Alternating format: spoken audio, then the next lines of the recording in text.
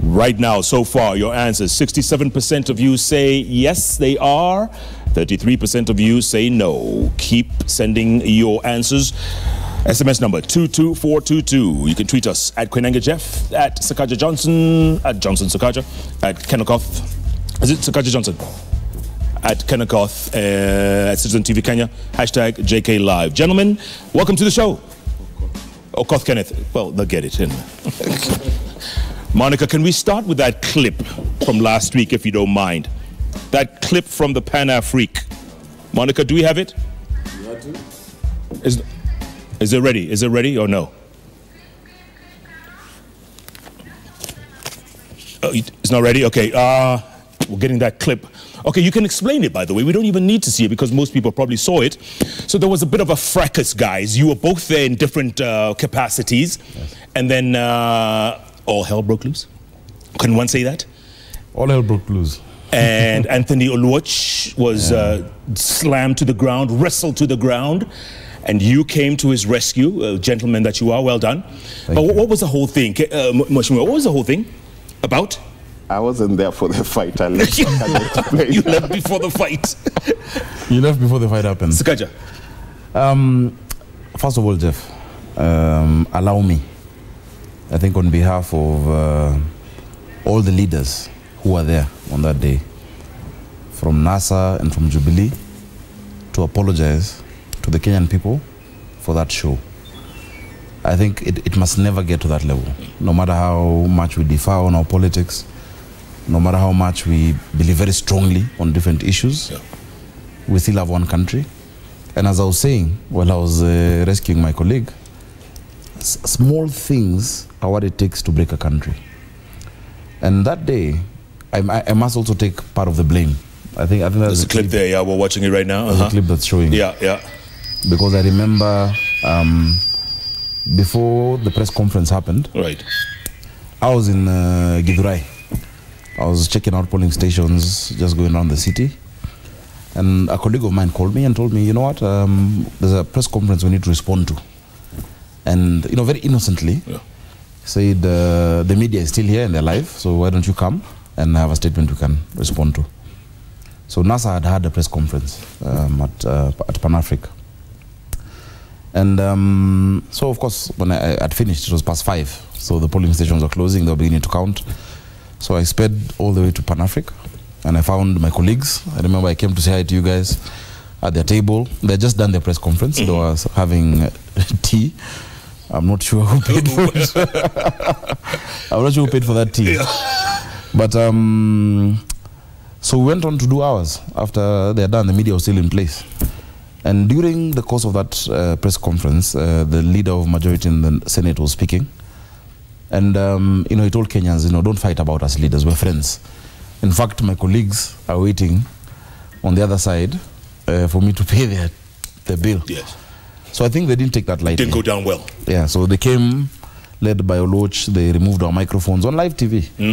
And of course we had to restrain ourselves because we said, look, if we create a show here, it's not good for the country. So we walked out. They did the second press conference. And once they were done with the second press conference, then we came back because it was my turn to speak. And then there was chaos. The next thing I saw, nominated Senator Kwamboka was shouting, saying people are trying to accost her. You know, then Oluoch came running under heavy attack. And I got fed up. I was like, no, we cannot do this. And even if such a situation happens, it must never be in front of cameras. And it should never happen, really. Because Ken has kids, I have kids, you know. I tell my kids not to fight.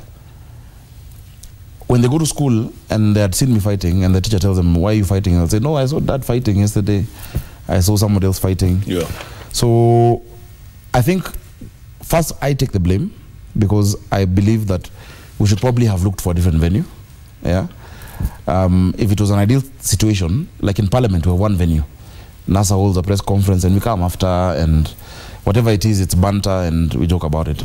But when they started beating up Mheshimiwa Oluoch, you know, I was really upset and I had to send out those guys. Yeah.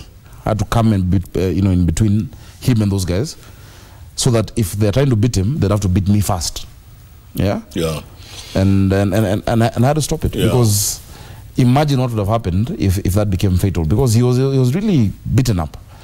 And it is not right. And so if you all joined in, that would have been very unfortunate. Much more. It was pretty unfortunate, huh? And you know what was happening? And Ken knows. Ken knows Nairobi. He's a member of Nairobi. I'm the senator of Nairobi. Yeah. If we stayed there for another 15, 20 minutes, already my supporters were coming. Yeah. NASA supporters were coming. Yeah.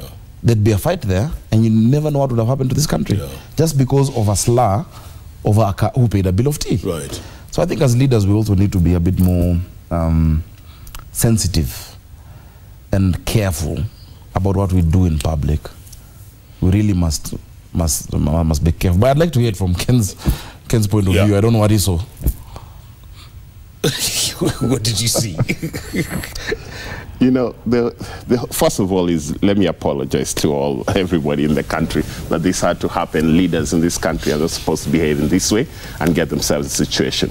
Number two is to say, if you look at that clip there, this is Pan-Afric Hotel. It has CCTV at the entrance. There is a security checkpoint. There is another point you're checked in before you walk in. There is cameras as you walk into the restaurants, as you leave. There is media there with their cameras, with footage. So to me, when we think of it as a question of rule of law, all these young people there who are liming my friend Anthony, they are plowing into him like a punching bag. Somebody has their pictures and knows who they are. The Pan-Afric Hotel knows which vehicles brought them in, and the license plates. We know which vehicles came into the hotel, who these people are. Were they working? They clearly were not working for Anthony Oluoch. So who brought them? How did they know it is time to come beat up Anthony? So I think that's really bad. And I think if we're not honest to ourselves to say you can't hold these ones accountable, then who will you ever hold accountable? Are you saying none of them have been arrested? None. There is no case proceeding. So, and I give it to you in the context of how violence and things we should not tolerate are tolerated in this country. If you think of young people, let's say, blocking roads, this has been in the headlines. Young people, did they block a road in Kericho, in Awasi, or where? Rule of law. Why aren't they being held accountable? You can have a protest without blocking a road. And if you have a protest in which you're blocking a road and you're damaging vehicles, I don't know which SACCO had their vehicles damaged again. Those people should be arrested and prosecuted, because the moment they have done something criminal and gotten away with it, their sense of impunity and the example it sets for somebody else to get away with it is very high. And Honorable Sakaja has said it here. Nairobi is a tinderbox. So many young people who are unemployed, who are supposed to be getting hope for the future, but they are sort of hopeless. If they feel that the system of leadership and the governance is not really inclusive and giving them that hope, they can get desperate and they can get really attached to these issues that are political, that even might look trivial. And one thing leads to another. So mine is just two quick points. First of all is to apologize. I was there in the earlier part of that thing. I don't know what happened in between. I was on my way out when I was called and told, hey, there's a fight. And the next thing I know, before I got back there, someone's telling me Anthony has been taken to the Nairobi hospital. But number two is just to say, let's have accountability. These young people, the clips you can see right there, you can see who's doing it. The Honorable Sakaja was very gracious to step in and act as a shield to protect Anthony from being injured any further than he was. But even him could be a witness to say, who are these people? And we should bring them in to have a dialogue and talk and forgive each other and explain to each other what is it that triggered you to come do this. So I think that's important. So I think I'll just leave it at that. But if you just sweep it under the carpet, it also doesn't help, because Anthony has supporters. Maybe his supporters know and can see the clips of who are those people who hit him. And one day, they'll want to revenge. So I think there has to be a discussion and a conversation that goes out of it. It's regrettable, but let's get something out of it that says, hey, what's going on here.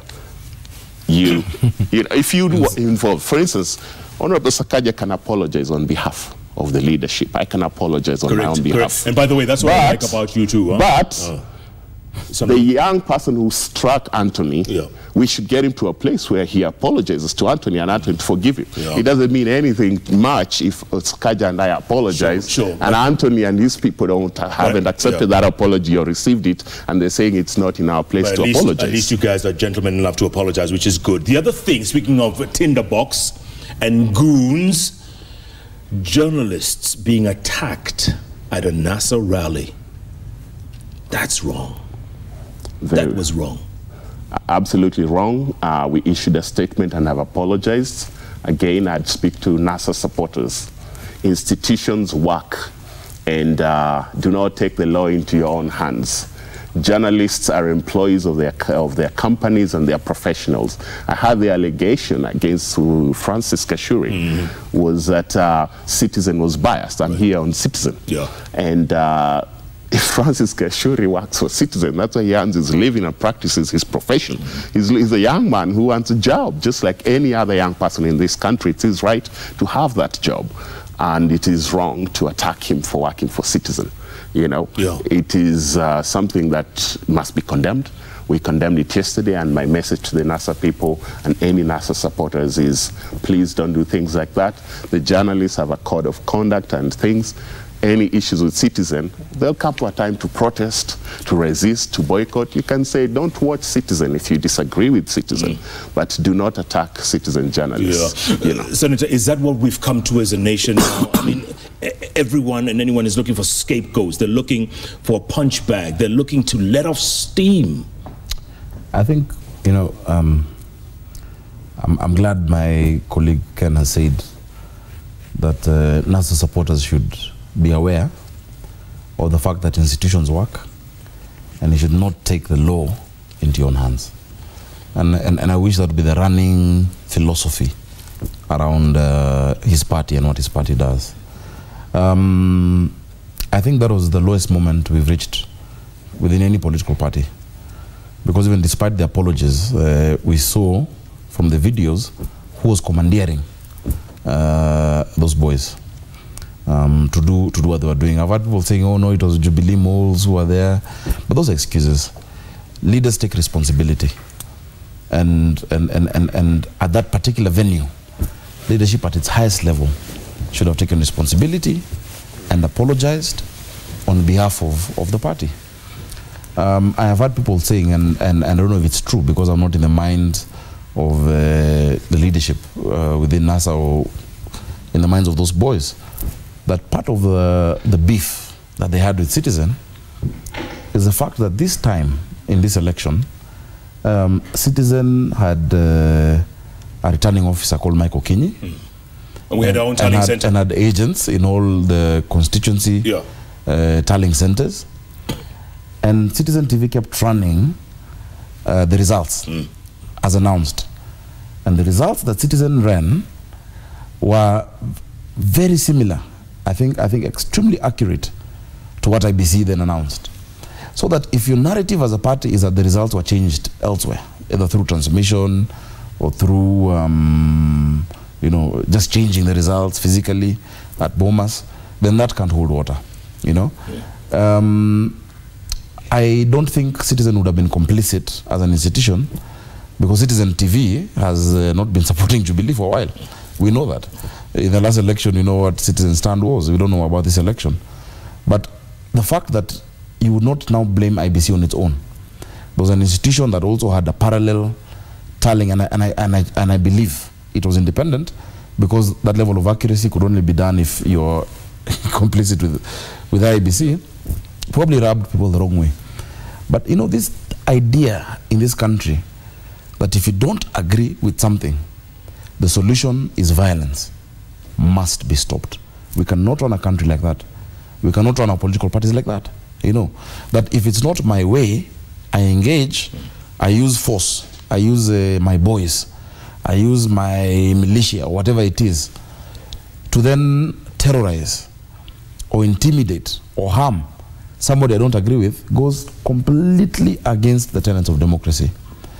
And a lot of those who then hold to those democratic ideals, or who have fashioned themselves to be, you know, fathers of the democratic ideals, are also within NASA, in as much as they're within Jubilee. So it cannot be that, Ken, if I don't agree with you, then the only way I will deal with you is by punching you, or by organizing my boys. Now you're going to come out of studio, I'll have my boys outside here to deal with you. Then we don't have a future as a country. It's either anarchy or order. Absolutely. And by the way, Francis Gashuri was very gracious. He said he wasn't hurt and he was okay, and he forgave the guys who... That's Francis for you. Francis is someone well known to me. That's the kind of a gentleman he also is. Yeah. Somebody else would have instituted proceedings, or would have, you know, filed charges against the party, against those boys in court. But Gashuri has decided not to take it up further. If you were Gashuri, would you attend another NASA press conference? Yes. Okay. Because this country is a country that, one, there are people who fought for the right of you to hold a view. And that in the words of, I think, is it Martin Luther or who? I may not agree with what you say, but I will forever defend your right to say it. People died for this, you know. So I would go back to the NASA meeting just to reinforce that point. And you know, during the campaigns, this is not how Nairobi was. Ken knows. I would campaign, for instance, where, you know, in NASA stronghold, so to speak, in the city, and they would listen.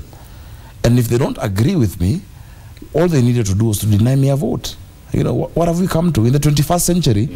That the only way we can solve issues in this country is by violence, is by unleashing terror. And remember, Jeff, no one in this country has a monopoly of violence or terror. So you're saying that tomorrow then, if you unleash terror on me, then if I don't agree with you, then I also should unleash terror on you? Then we've lost our country, if that's the way we're going. Let's switch gears. NASA has said that it will begin a fresh wave of street protests next week. And the CEO, Norman Magaya, says a full list of products to be boycotted by NASA supporters will be released this week. Do you agree with this, Mheshimiwa, honestly? As a legislature, as a sober legislature from Kibra and Nairobi County, do you agree with this? Before I go to that, let me just talk about something. There was the issue of violence and terror and monopoly of violence that's just been mentioned. The fact of the matter is, since August 8th, we have seen a pattern where dissent, disagreement, having a different opinion is criminalized by the state and is punishable by immediate death penalty. Over 40 people have been killed in Nyanza.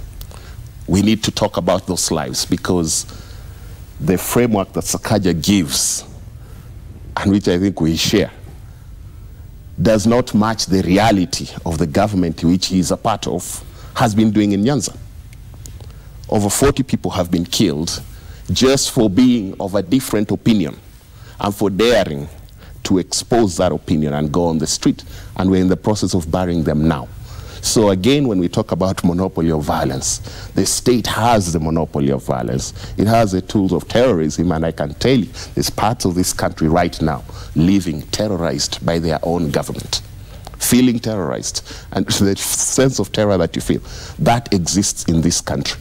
And then we must then dial back and ask ourselves, you know, it's one thing for us to have made a mistake and misjudgments amongst boys in Nairobi we know we can call and talk about. And sort it out. And talk to them. Yes.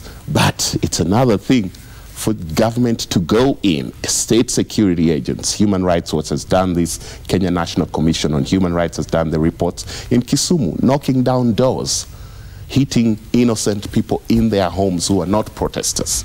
But even protesters who've come out on the street, instead of the state being proactive, like our police needs to be able to do so many different things, sophisticated ways in the 21st century of handling public safety and public order and public security. It cannot be that their only tool is If you disagree with the government and you come out on the street and say, no reforms, no election, we tear gas you immediately. We shoot a bullet into your car. We've had this happen to 3 vehicles of MPs here in Nairobi. For what?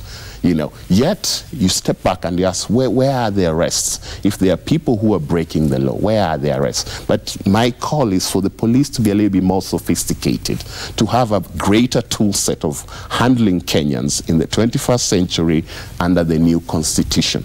And I know a lot of Kenyans will say, no, mukibishana na serikali mutamalizwa, mutanyoroshwa. That's very easy to say. Because right now, it's people of a different ethnic community, from a different part of the country, from a different political party, who are being nyoroshwad. The day it turns out that it's now your people who are being nyoroshwad, just for having a difference of opinion, for voting in a different way or for refusing to vote, then it won't be very attractive anymore. So I think even as we talk about violence and the reality, the number of people who have died in this country since August 8 at the hands of police is so much more higher than we have seen in any other situation. So I think that's regrettable, and we need to honor those deaths and have us as leaders who care about this country to influence the key decision makers to say, as we proceed, do not criminalize this dissent. Even if we disagree, even if Jubilee claims that they will run the country and they have won the election, they should not say they will run the country at the expense of anyone ever speaking out, because then we're going to totalitarianism. In a totalitarian system, you don't have a say in who governs you. And once you can't decide who governs you, you also can't say how you feel about it. At least in autocracy, you don't have a say on who governs you, but you can disagree and write about it and say, I don't like whoever is governing. But in a totalitarian state, you actually have to stand up and sing, like North Korea, and sing the praises of whoever governs you, whether you have a choice in there. So I think, to me, there is a danger in criminalizing dissent and brutalizing and trying to send a signal that scares people. It reaches a point in which people will just say, hey, we don't have faith in the state anymore, and they might even arm themselves and say, next time you come and our people are innocently in their homes, we won't just die on our knees, we'll be ready for you. And that will have taken us to a next level. So I think, to me, that is something important as we think about these things critically. Good point. Now, you asked me about boycotts. Yes. Those are legitimate civil disobedience strategies. You can choose a product you like or you don't like to send a message. You know, that's peaceful. No one's going to compel you to use one phone company over another. If you choose to switch, no one will force you to buy this brand of, I don't know, bread over this brand of bread. You can choose. If you want to make a political point, you can say, from now on, I forswear bread, because bread is made by the oppressors and the wheat farmers are all oppressing us, and we forswear it. You know, I'm just giving you an example. I agree. So that's legitimate. Right. So you're worried about that. But we should ask the question is, why are there a significant part of our population that's ready to forswear some bread or some milk or some phone company? Yeah. What is the source of their discontent? Because... Let's start with the phone company. Yes. Why the phone company? If it comes to that, if the leadership says, you know, switch your network, don't use Safaricom. Why? Wait for the list. Wait for the list. Wait for the list, and it will come out. Let's not jump the gun.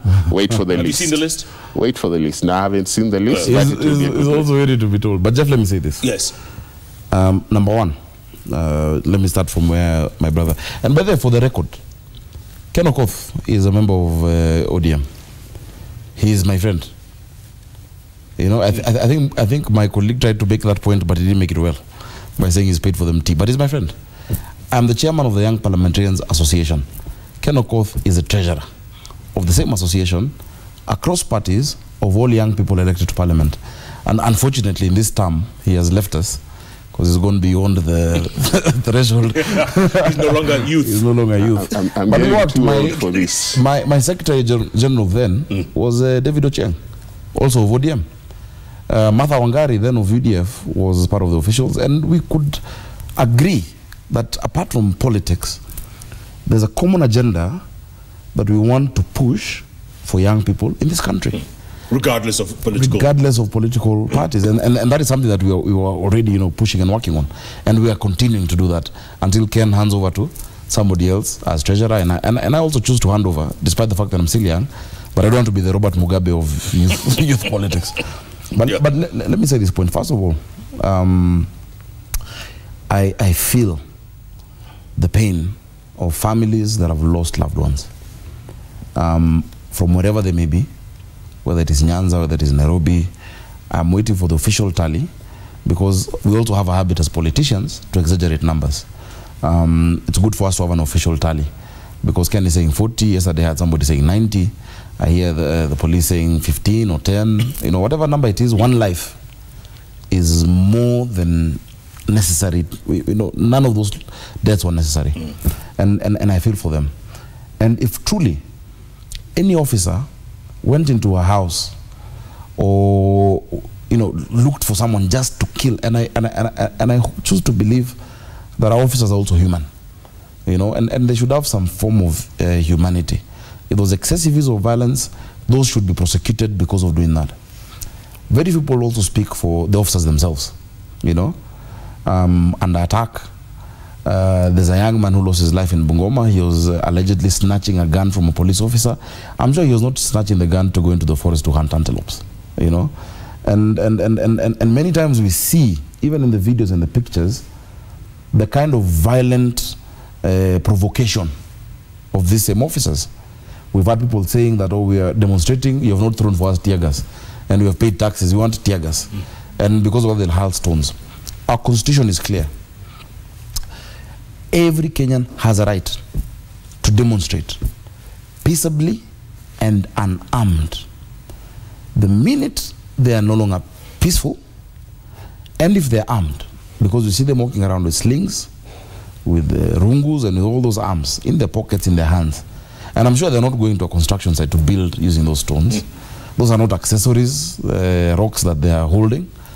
It is to cause violence. Then they stop being demonstrators. They become criminals and they are rioters. Now, there is no law in this land, either the constitution, an act of parliament, regulation, customary law, even traditional law, that protects any violent person on the streets or criminal, because some of them have stolen from people, they've broken into businesses. Last time there were demonstrations, we had to buy a matatu that was burnt simply because I think it got a puncture on the way, you know, and it was blocking them. They burnt it. What do you tell that lady who, in fact, that specific lady from Kayole, because I was there when you took her, the new matatu, is a widow. That was her life savings. She put into that.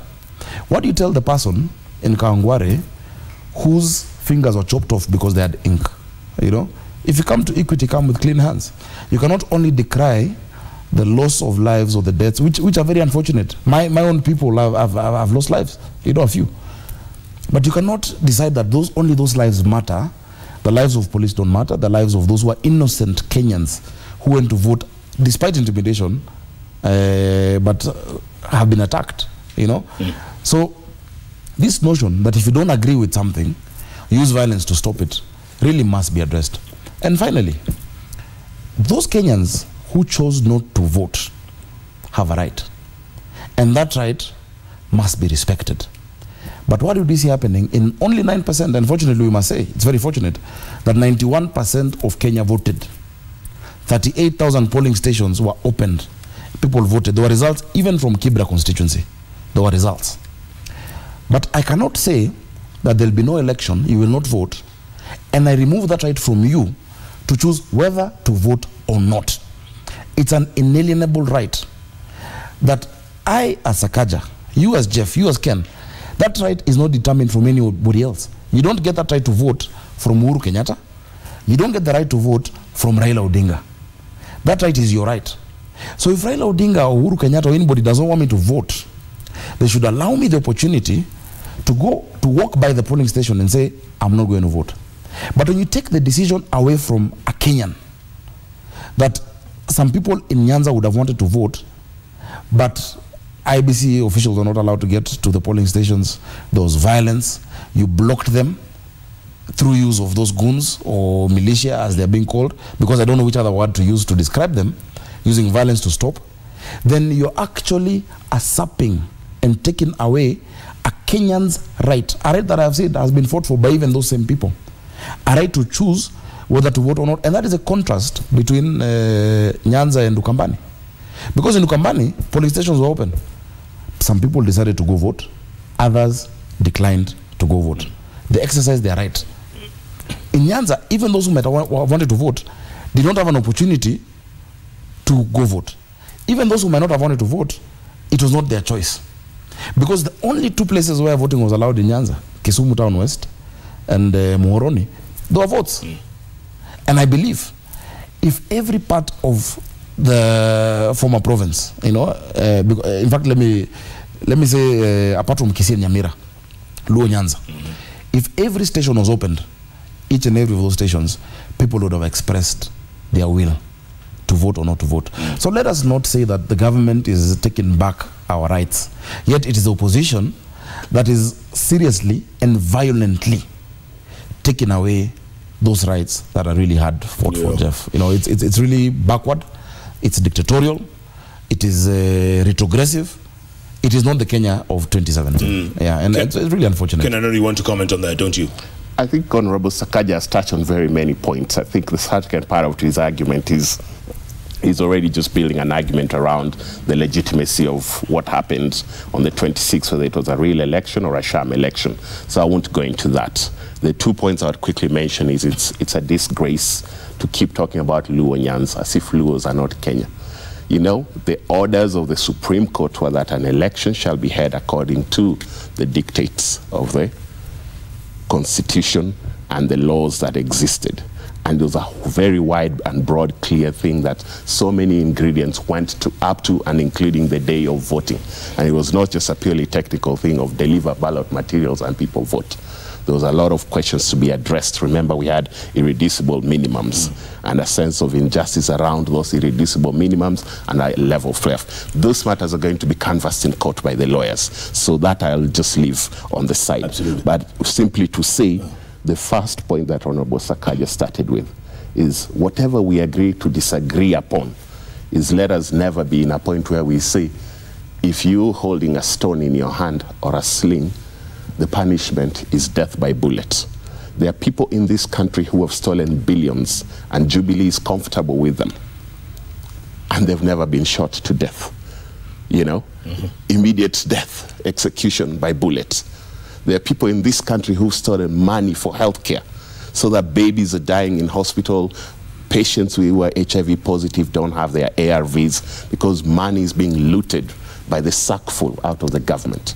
And none of them has been shot. So if you tell me today that a frustrated young person or an angry young person with a slingshot should be shot to death, and that is, let's just go ahead and put it in law, because I'd be happy to have that discussion as a parliamentarian. Let's make that law, then our police use it. But right now, when our police do that, they're breaking the existing laws, the constitutional right to life, they are breaking the anti-torture law, they're doing so many things that are wrong. So if that's the law that Sakaja and his team may want, let us make that law cleanly. They have the tyranny of numbers and say from now on, if you go to a demonstration with a stone in your hand, death immediately on the spot, then that's fine. Let's put that law. But that law does not exist. And our police do not have the luxury to hide under any other law to say that's the law they are using. So me, I totally disagree on that. Okay, good point. Gentlemen, you mentioned, Senator, you mentioned you two are friends. You guys hang out.